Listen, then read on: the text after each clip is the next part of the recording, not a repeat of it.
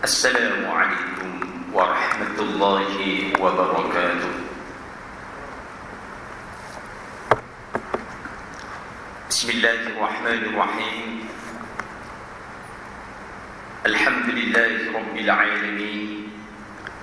Wa bihi nasta'inu ala umuri dunya waddin. Sayyidina wa maulana Muhammadin wa ala alihi wa sahbihi ajma'in. Innal hamdalillah nahmaduhu wa nasta'inuhu wa nastaghfiruh wa na'udzu billahi min shururi anfusina wa min sayyiati a'malina. Man yahdihillahu fala mudilla lahu wa man yudlil fala hadiya lahu. Ashhadu an la ilaha illallah wa ashhadu anna Muhammadan 'abduhu wa rasuluh. Fa inna asdaqal hadithi kitabullah وخير الهدي هدي محمد صلى الله عليه وسلم وشر الأمور محدثاتها وكل محدثة بدعة وكل بدعة ضلالة وكل ضلالة في النار. الحديث أو كما قال رسول الله صلى الله عليه وسلم. فضيلة المحترم Tuan Imam Haji Muhammad Nasir bin Utut, yang kami muliakan Tuan Pengurusi Setiausaha Bendahari dan seluruh IDK Masjid Al-Mujahidin, Tuan Bilal, para masyayikh yang dirahmati Allah Subhanahu wa taala. Tiada kalimat yang paling manis kita ucapkan di malam yang indah ini, tepatnya malam kelima bulan Rabiul Akhir, melainkan bersyukur kehadiran Allah Subhanahu wa taala dengan nikmatnya, dengan rahmatnya di malam yang agak sejuk ini. Setelah kita melalui hujan yang begitu lebat sekali, kita dapat rukuk di bumi yang paling dimuliakan Allah Subhanahu wa taala. Tatkala sebagian orang-orang atau sebagian makhluk Allah sekarang masih berada dalam perjalanan, kalau tuan-tuan menengok ke belakang, ramai orang-orang di sana yang masih sibuk dengan urusan-urusan lain atas sebab-sebab tertentu. Tapi tuan-tuan dengan saya, dengan nikmat yang sejuk ini, kita dapat sujud, kita dapat i'tidal, kita dapat beriktikaf, dan selebihnya kita dapat berzikir bersama-sama. Tatkala sebagian hamba Allah mereka sedang berbaring kesakitan di hospital-hospital yang barangkali masih penuh lagi, termasuk hospital pakar. Ada sebagian mereka yang menunggu dokter, ada sebagian menangis, ada sebagian kebarangkalian tengah dioperate. Tapi nampaknya tuan-tuan dengan saya dalam keadaan sehat dan masih boleh berada di tempat yang paling dimuliakan oleh Allah Subhanahu wa taala. Kebarangkalian sebagian orang lain sekarang masih belum sempat untuk sujud, sama ada mereka sengaja atau tidak, atau lalai ataupun sebab-sebab lain. Tapi alhamdulillah, atas arahan Allah yang jelas, di malam yang indah ini, tuan-tuan dengan saya dapat menikmati doa bersama, dapat mendengarkan doa qunut yang paling hebat, berada di rumah Allah yang paling luar biasa ini. Kita maklum bahawa inna awwala baitin wudi'a lin-nas dalladhi bi Bakkah mubarakah. Ini adalah jelas, tidak ada bumi yang paling hebat dan mula-mula Allah letakkan tempat sujud, tentu dia adalah masjid yang namanya adalah Mekah. Sehingga Nabi ditanya, berapa jarak antara Mekah dan Al-Aqsa ya Rasulullah? Qal 40 sana, yaitu 40 tahun. Kita maklum kenapa Madinah Al-Munawwarah dengan adanya Masjid An-Nabawi begitu mulia sekali. Tidak ada istilah lain melainkan dia adalah masjid. Kenapa Al-Aqsa dimuliakan oleh Allah Subhanahu wa taala sehingga tidak pernah disebutkan dalam konteks hadis, dan Nabi jelaskan dengan begitu jelas, di mana orang yang sembahyang di Masjid An-Nabawi 1000 kali ganda, di Al-Aqsa dikatakan pandangan 500, sebagian 1000 kali ganda. Kenapa? Tidak ada lain melainkan dia adalah tempat sujud kepada Allah Subhanahu wa taala. Jauh lagi hebat lagi, kenapa Makkah tidak pernah yang namanya dia adalah kosong? Walaupun pandemik yang begitu dahsyat, tidak ada orang yang tawaf.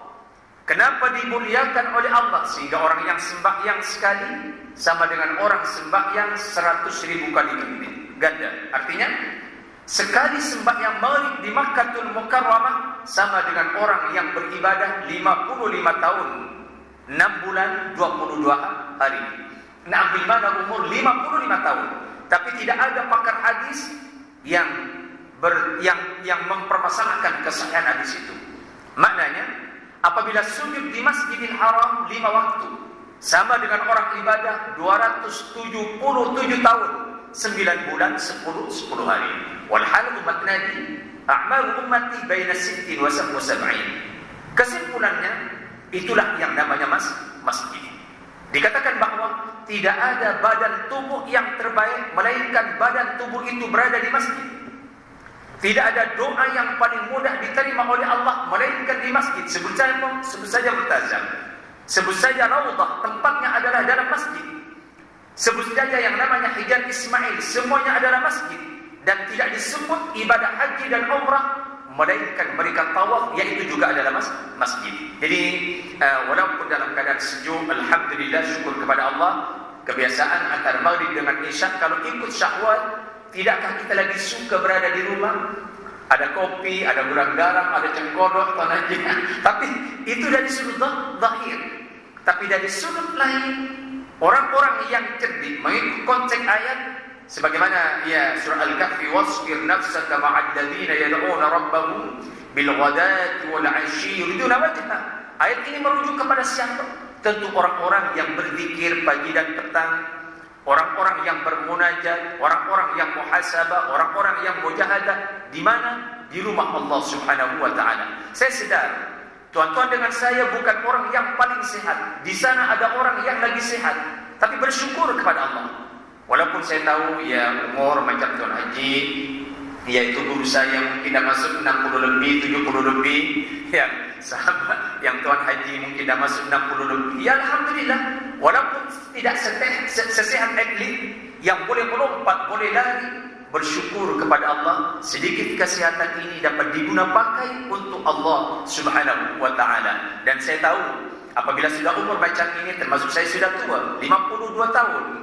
Di Mujahidin saja sudah 25 tahun. Tapi bersyukur kepada Allah Subhanahu wa taala, detik sekarang hada wal hayat. Malam inilah kehidupan kita. Itulah pendapat Nabi Isa alaihissalam. Tidakkah umur manusia hanya dibagi 3 saja? Yang lepas. Itu pun yang lepas dia tidak akan pernah kembali. Apapun bentuknya perjalanan hidup yang lepas, kita gembira dengan anak, kita seronok berada di hotel, kita pergi ke mana-mana. Kegembiraan itu hanya ada dalam fata morgana pemikiran. Begitu juga sebaliknya, kita susah hati, bermacam ragam mendidik anak sejak kecil. Yang lepas tetap dan lepas. Dia tidak akan pernah kembali. Maka itu ada istilah syair, laitas syabab ya'udu yawman. Itu harapan manusia. Tapi kenyataannya, yang lepas tetap yang lepas. Orang yang bijak, betapa hebatnya kalau umur yang lepas diisi dengan kebaikan. Walhal malaikat raqib dan atid tidak pernah keduanya lalai. Apabila yang lepas diisi dengan yang terbaik, maka kita akan menerima cacitan yang terbaik. Tapi sebaliknya sebagai insan, kalau yang lepas bermasalah, katakan 50 tahun, 60 tahun bermasalah, betapa beratnya apabila berhadapan dengan situasi di padang mahsyar, di alam kubur, dia tidak akan pernah kembali.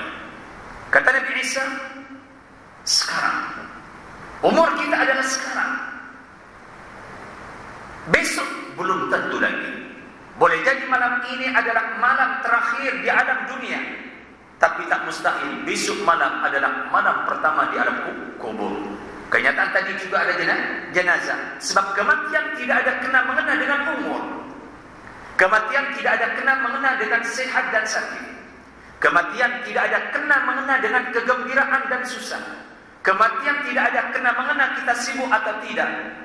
Ta'addadatil asbab wal maut wahid. Bersyukur kehadiran Allah Subhanahu wa taala.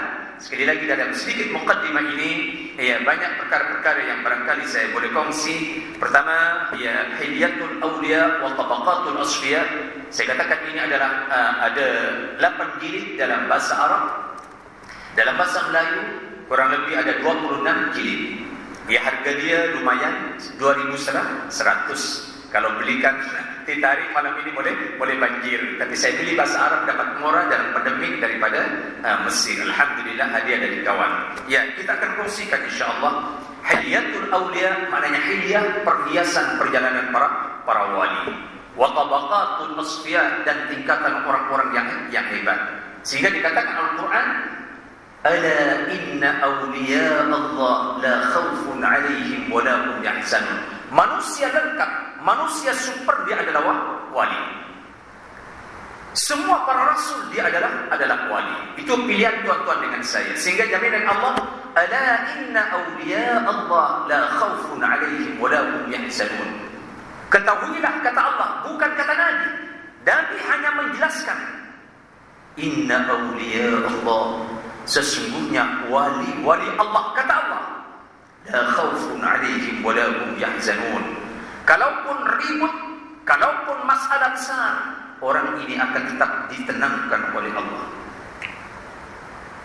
Begitu juga nanti di alam kubur, wa la hum yahzanun.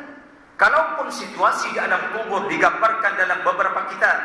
Kebiasaan saya bawa kitab At-Tadhkirah karangan Imam Al-Suyuti. Betapa dahsyatnya alam kubur. Kita tak tahu apa yang dihadapi jenazah yang baru meninggal tadi. Kita tidak boleh menentukan dia adalah orang yang pasti selamat. Yang namanya alam kubur tetap alam kubur. Dia adalah seorang. Barangkali sekarang ada masalah, kita boleh minta tolong kawan. Kawan sibuk, mungkin boleh minta tolong kepada sahabat lain. Mungkin adik-beradik.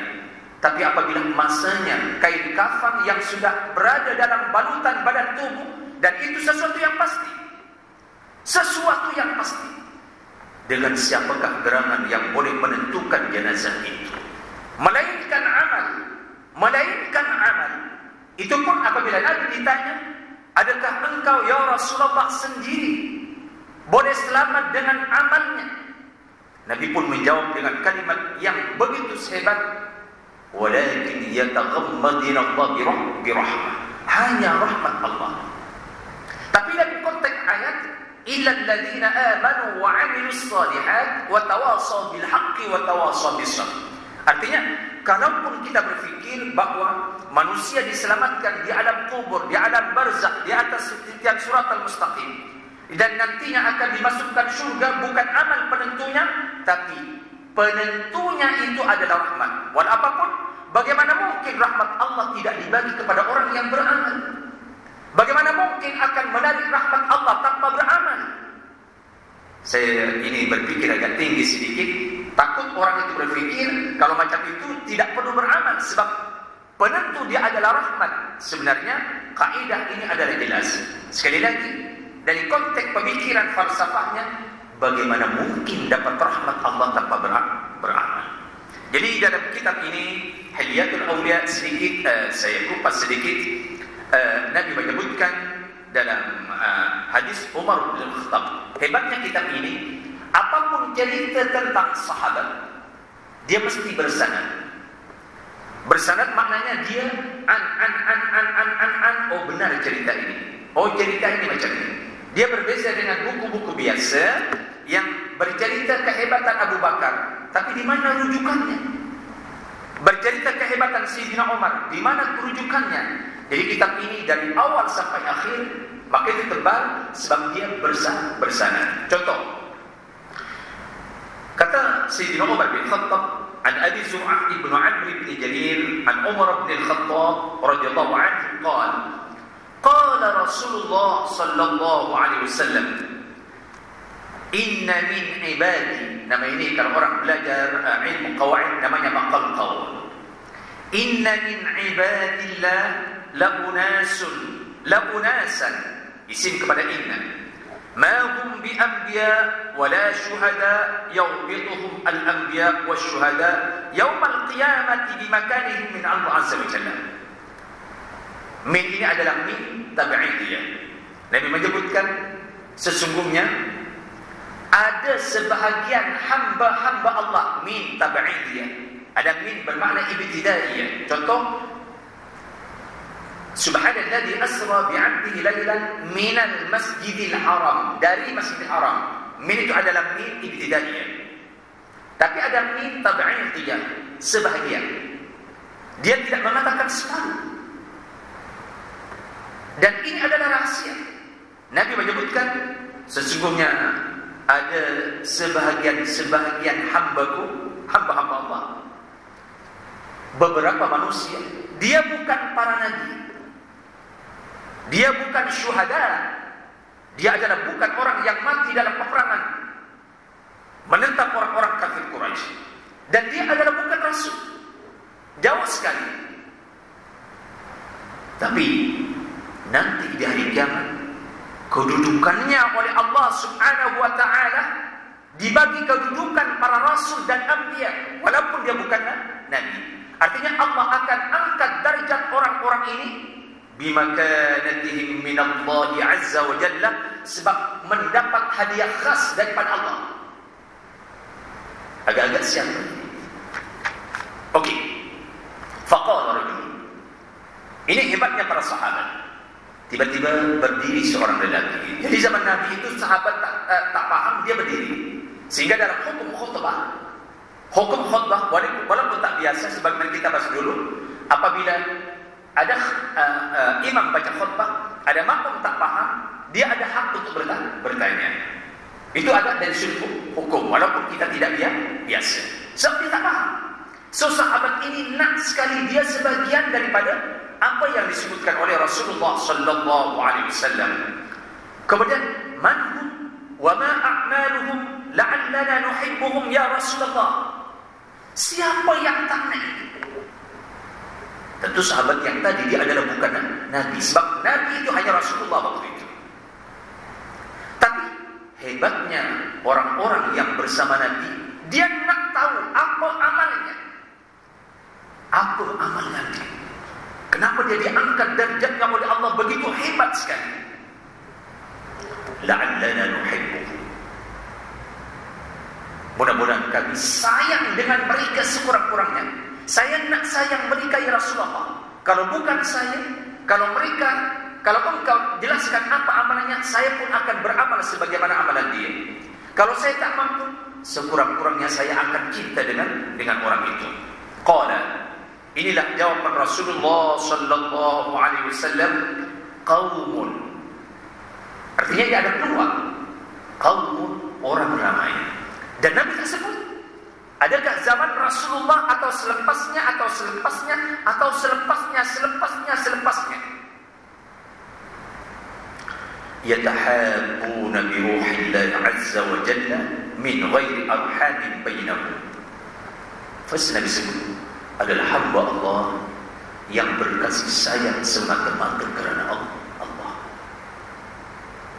Tidak ada di antara mereka satu keturunan nasab, tapi memang mereka sayang semata-mata kerana Allah. Dan kita tahu bahawa dalam konteks hadis yang panjang yang berkaitan bahawa sab'atun yudhilluhumullah yauma la dhilla illa dhillah.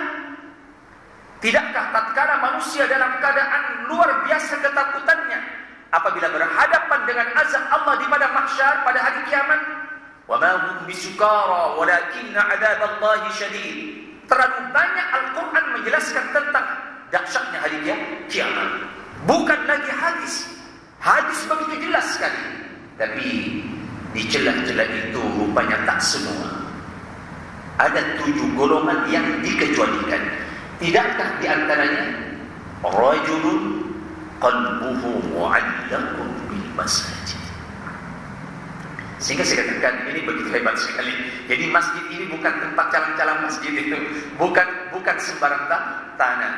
Tidakkah di antaranya seorang lelaki yang hatinya sentiasa tertaut?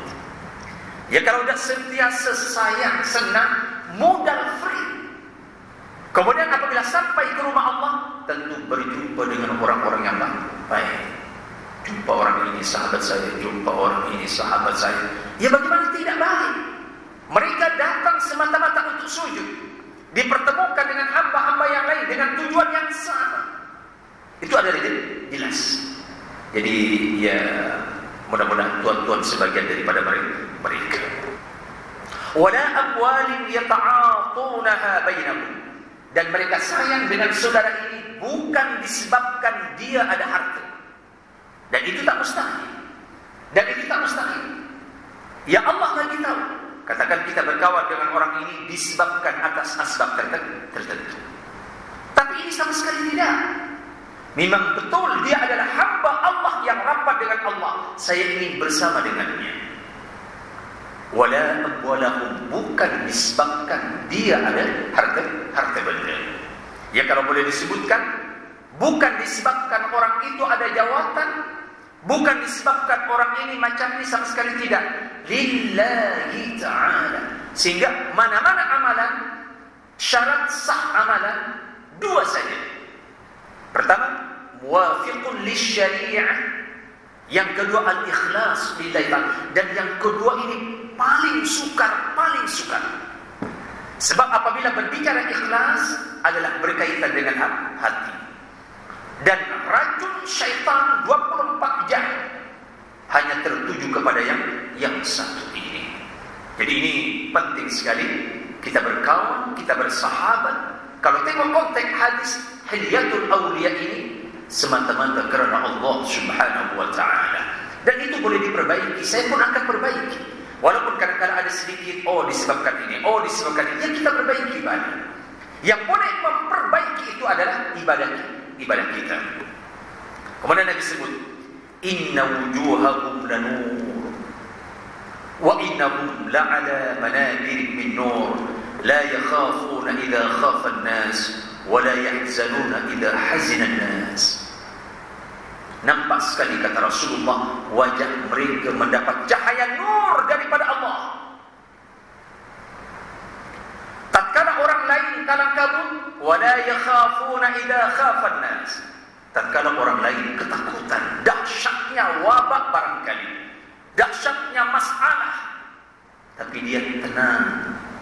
Dan ini terjadi. Dan ini ada, dan ini adalah wujud. Wala yahzanuna idza hazina an-nas. Tatkala orang lain dalam keadaan susah hati menghadapi masalah yang besar, tapi apabila nur sudah masuk ke dalamnya, Allah lah yang menjaga. Selepas itu Nabi baca, wa qara'a hadhihi al-ayah, ala inna awliya Allahi la khawfun alaihim wa la hum yahzanun. Inilah ayat yang dibaca oleh Rasulullah sallallahu alaihi wasallam. Ini sedikit mukadimah dari Hilyatul Awliya daripada saya.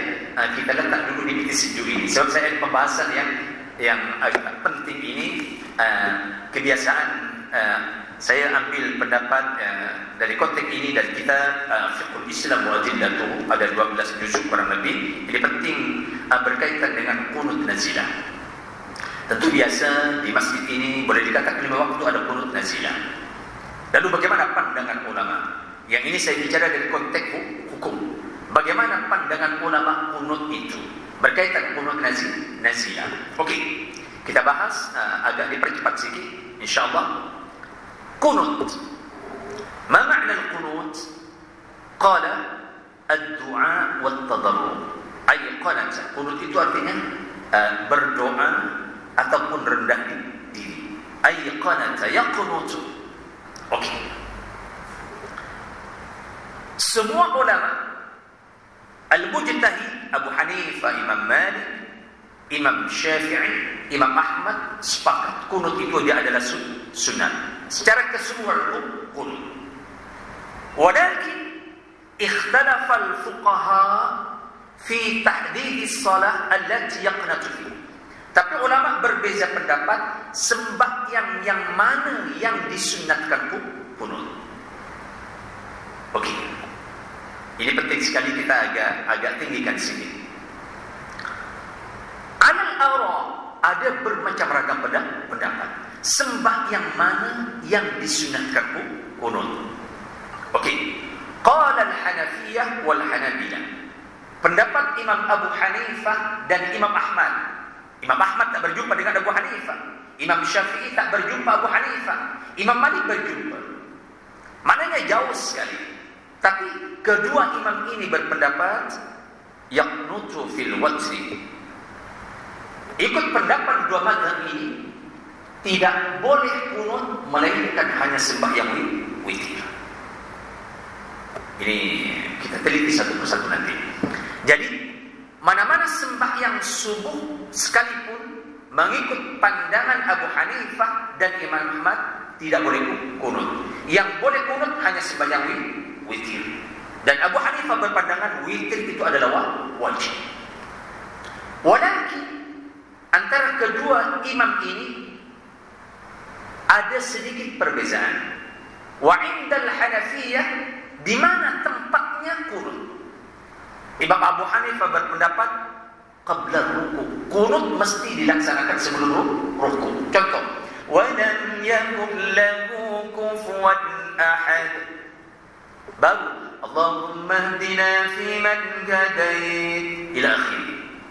Tapi Imam Ahmad bin Hanbal berpendapat al-qunut ba'da ruku', sebagaimana kita buat. Okey, sampai sini nokta dulu. Walakin qala Syafi'iyah wal Malikiyah. Imam Syafi'i dan Imam Ahmad dan Imam Malik berpendapat yaqnatu fi salati subhi ba'da ruku'. Tapi Imam Syafi'i dan Imam Malik berpendapat bahwa kunut itu sunat dalam sembahyang subuh. Jadi kalau kita buat kunut dan sebagaimana kita buat ikut pandangan Imam Syafi'i dan Imam Malik. Tetapi antara keduanya berbeza pendapat. Inda Syafi'i, mengikut Imam Syafi'i, mana-mana orang nak kunut mesti ba'da ruku' sebagaimana kita buat. Walakin inda Malik, mengikut pandangan Imam Malik dan orang yang bermadzhab Imam Malik, kunut mesti sebelum ruku'. Maknanya dia sama kedudukannya dengan Imam Abu Hanifah. Okey, saya tidak bermaksud untuk merubah apa yang kita buat atau hanya tidak. Cumanya dari sudut ilmu yang kita buat, yang kita teruskan apa yang kita buat. Tapi dari sudut ilmu, yaitu keterangannya. Kemudian, bagaimana dengan kunut nazilah? Ini tadi yang kunut dia biasa. Bagaimana dengan kunut nazilah? Qala al-Hanafiyyah wal-Syafi'iyyah wal-Hanabilah. Maknanya ini selain Imam Ahmad, pandangan Imam Abu Hanifah, pandangan Imam Syafi'i dan Imam Ahmad bin Hanbal, berarti selain Imam Malik, disunnatkan bahkan digalakkan untuk kunut nazilah. Jadi yang Imam Abu Hanifah yang menekankan kunut yang hanya ada dalam witir selain kunut nazilah. Jadi kalau kita macam tadi Ustaz Nasir atau yang lain, kunut kadang-kadang waktu asar. Jadi ini mengikut pandangan Imam Abu Hanifah dan Imam Syafi'i dan Imam Ahmad bin Hanbal. Ini penting sekali. Artinya Imam Malik itu berbeza pendapat. Bila kunut nazilah semua sembahyang yang fardu di rakaat terakhir. Okey. Kemudian cumanya kata Imam Ahmad bin Hanbal yang boleh kunut nazilah hanya dalam sembahyang subuh. Tidakkah tadi Imam Ahmad mengatakan tidak ada kunut selain witir? Tapi dari konteks kunut nazilah yang boleh kata Imam Ahmad hanya dalam sembahyang subuh. Okey?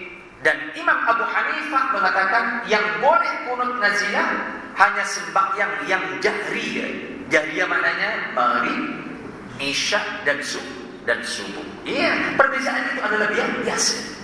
Perbezaan dia adalah biasa. Tapi Imam Syafi'i rahimahullahu ta'ala berpendapatlah lain. Semua sembahyang, sama ada sembahyang itu jahriyah atau sirriyah, tetap digalakkan kunut nazilah. Jelas? Okey. Yang kedua, saya tidak perlu dasar masing-masing. Semua masing-masing dia ada dasar. Tentu semua dia ada dasar. Kenapa Abu Hanifah mengatakan tidak boleh kunut selain witir? Begitu juga Imam Ahmad. Adakah dia hanya pendapat beliau? Kita tengok.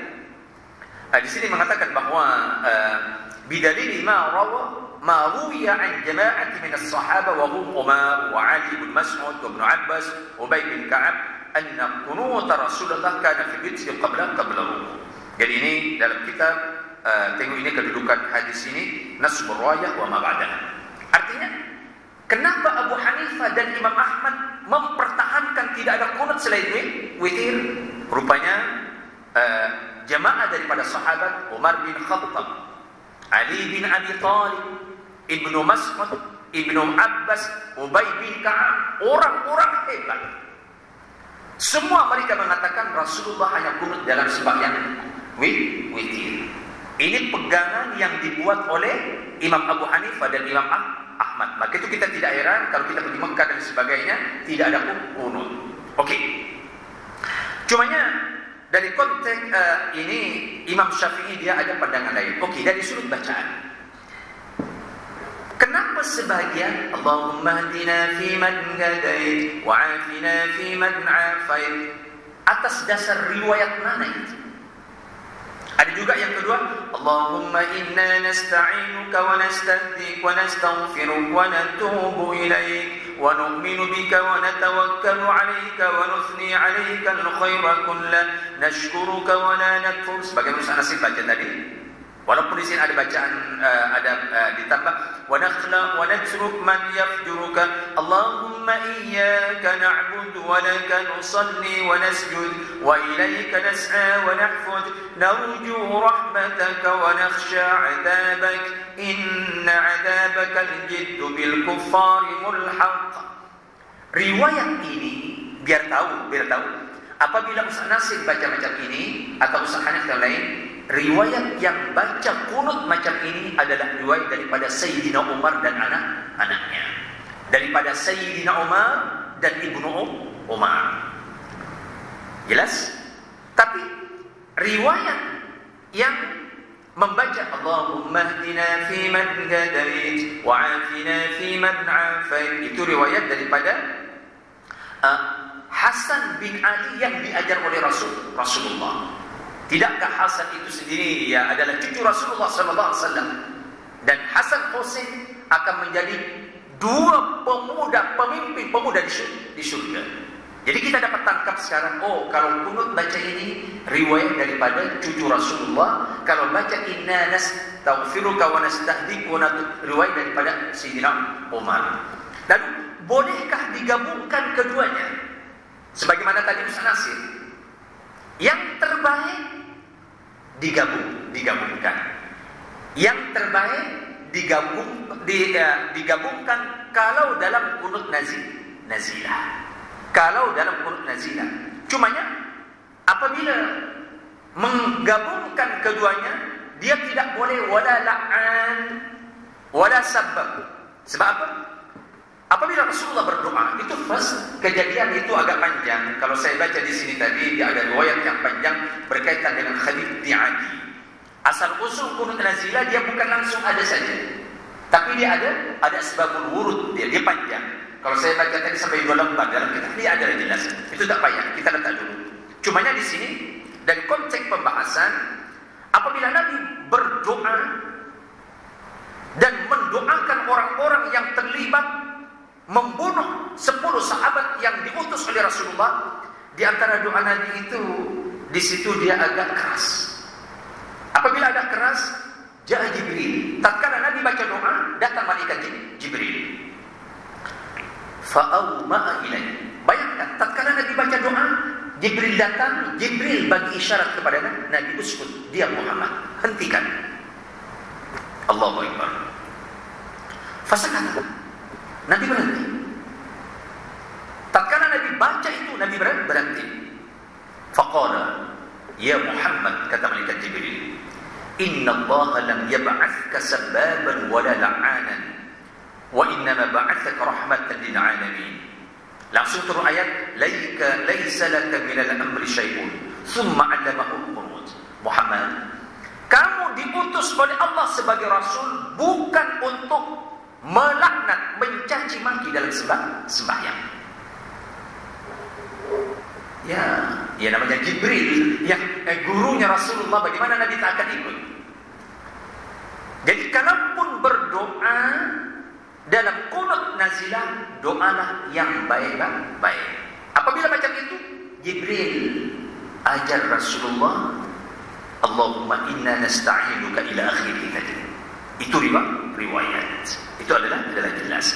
Jadi dari konteks ini hadirin yang dirahmati Allah Subhanahu wa taala, inilah dari konteks pembahasan itu.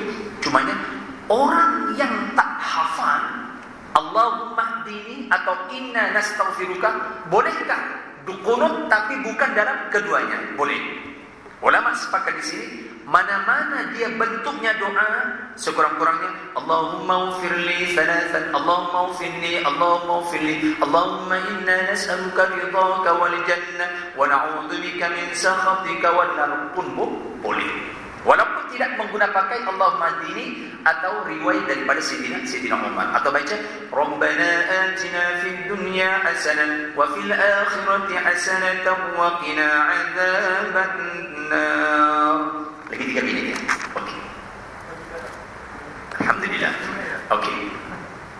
Kemudian hadirin yang dirahmati Allah Subhanahu wa taala. Lalu berkaitan dengan qunut nazilah, adakah dia berterusan atau muakkad? Ini penting. Adakah berterusan atau tidak? Sebab Imam Ahmad sendiri dia berpendapat bahawa Imam Ahmad itu dia agak lain sedikit dari konteks ini. Meskipun beliau setuju adanya doa qunut nazilah, tapi beliau tetap tidak memperbolehkan qunut nazilah dalam sembahyang Jumat. Kenapa? Liwujudil khutbah, sebab sudah ada khutbah. Itu pandangan Imam Ahmad. Cumanya Abu Hanifah, Imam Syafi'i, Imam Malik tetap memperbolehkan. Lalu kenapa penting qunut nazilah? Di sini jelas sekali ada beberapa pendapat yang berkaitan dengan ini. Idza nazala 'alal muslimin khaufun. Jadi apabila terjadi sesuatu yang gawat, yang luar biasa, ya tidak perlu menunggu besoknya baru qunut nazilah. Sebab kalaupun orang lain tak buat, kita buat, kemungkinan kita dan keluarga dia akan selamat. Apabila ada perkara yang menakutkan, yang dahsyat, barangkali banjir besar, kita tengah sembahyang atau belum sembahyang, naik saja sembahyang cepat qunut nazilah. Sebab berhadapan situasi yang berbahaya. Au qahtun ini ya jelas sekali ya. Kalau dulu itu ada perkara-perkara, barangkali orang-orang menanam di sawah atau mana-mana, tiba-tiba ada penyakit yang menimpa kepada orang-orang yang menanam sehingga hasil tanamannya dia adalah kosong. Yaitu pun sunat qunut nazilah. Atau di sini katakan wabah, ya wabah, jelas macam sekarang dia adalah wabah. Itu pun digalakkan supaya betul-betul qunut nazilah. Au jarat ini sengaja disebut sebab mungkin dulu ya orang-orang yang berada di Pendang atau mereka adalah orang-orang yang hasilnya pertanian, tidakkah juga ada penyakit serangan jarat? Jarat itu dia adalah belalang sehingga merosakkan tanaman-tanaman orang. Itu pun tetap sunat qunut nazilah. Ya, ini banyak sekali tentang hal-hal semacam ini au nahwiha.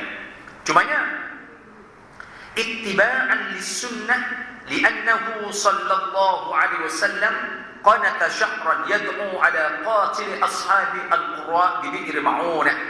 Dan walaupun kebanyakan ulama memberikan tafsiran itu, artinya ulama-ulama yang tidak setuju adanya qunut termasuk Imam Ahmad, selain qunut nazilah itu ia mengatakan bahawa perkara ini adalah dimansuh.